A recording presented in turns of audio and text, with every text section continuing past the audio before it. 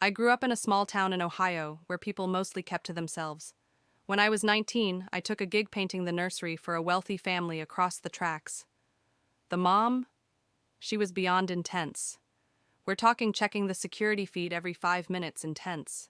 I've lived with a prosthetic leg since I was 12, and back then, I used a specialized brace that made a faint, mechanical clicking sound whenever I walked. Most people didn't even notice it, but to her, it was a distraction. One afternoon, she came home early, stressed out of her mind. She heard that click, click, click and just snapped. She thought I was fidgeting with some loud toy instead of working. Before I could even explain, she kicked the bottom of my brace to get me to stop messing around.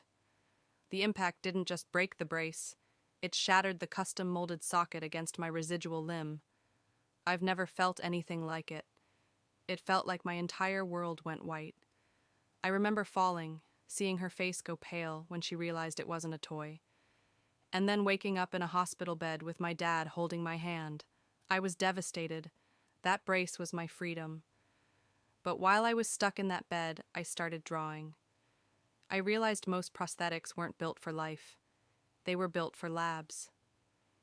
We used the settlement money, not to buy a fancy car or a house, but to fund my first prototype. I wanted to build something that wouldn't just help people walk, but would be indestructible. 10 years later, I'm the CEO of a company that provides affordable, high-performance limbs to veterans and kids across the country. That woman tried to break my walk, but all she did was give me the runway to help thousands of others find their stride.